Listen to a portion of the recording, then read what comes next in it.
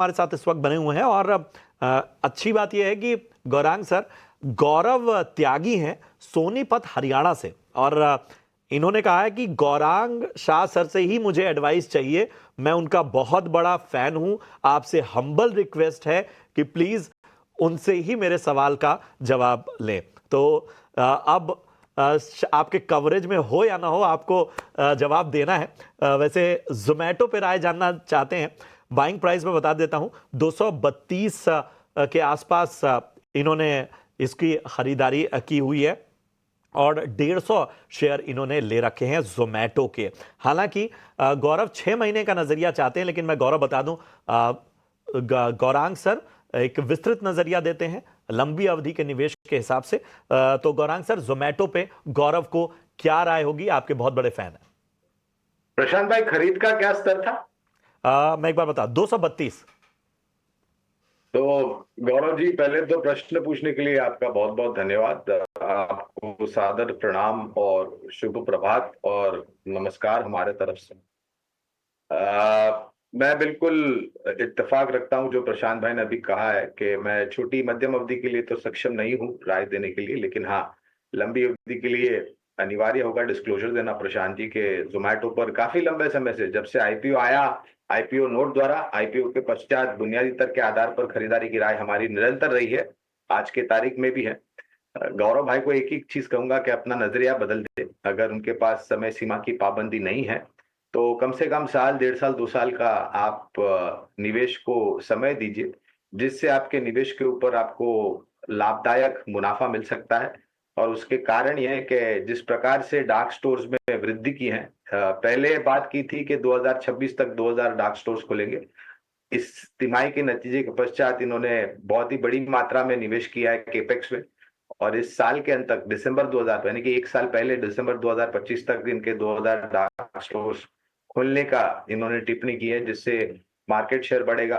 जहां पर इनकी मौजूदगी नहीं है वहां पर जाने से सब्सक्राइबर बेस बढ़ेगा, मार्केट शेयर बढ़ेगा, और हमारा अनुमान करता है कि इसका सकारात्मक असर आय और शुद्ध मुनाफे में आएगा। तो निवेश अच्छा है, सिर्फ एक ही दिक्कत है, समय सीमा की पाबंदी मत रखिए। बिल्कुल, तो यहाँ पे ये राय आती हुई जोमेटो पे। तो इसी के साथ व्हाट्सएप के भी सवाल ले लेते हैं, वहाँ पे भी हमें कई सवाल आ रहे हैं। तो ये प्रभात जी का सवाल है रिलायंस इंडस्ट्री पर।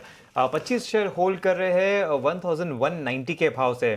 अब वहाँ से देखिए तो स्टॉक वैसे तो ऊपर ट्रेड करता हुआ नजर आ रहा है, प्रॉफिट में ये दिख रहे हैं। गौरंग जी, आपके पास ही आना चाहूंगा, जरा बताइए 6 महीने की अवधि है वैसे तो इनकी, अगर आप कुछ आइडिया दे सकते हैं 6 महीने से लेके 1 साल तक, तो इसमें क्या दिया जा सकता है? पिछले 3 महीने से हम देख रहे हैं थोड़ा साइडवेज में ही दिख रहा है वैसे तो स्टॉक।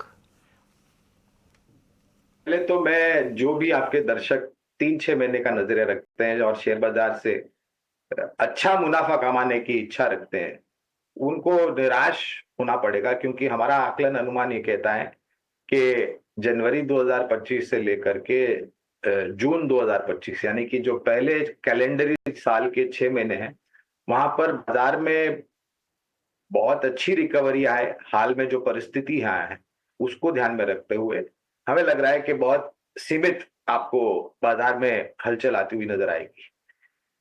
फिर से वही दोहराऊंगा जो मैंने पहले दर्शक मित्रों और निवेशकों को कहा था कि समय सीमा की पाबंदी मत रखिए, और रिलायंस जैसे शेयर में अगर आप निवेश करते हैं तो 3-6 महीने में आप कितना कमा लेंगे?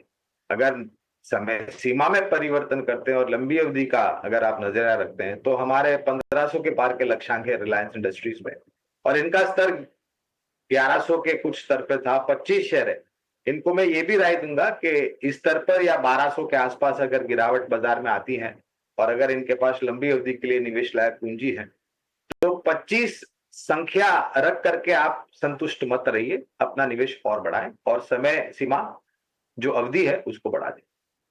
चलिए, तो निवेशित रहिए, अपने समय सीमा, आपके जो निवेश की अवधि है उसको बढ़ाने को लेकर सलाह दी जा रही है।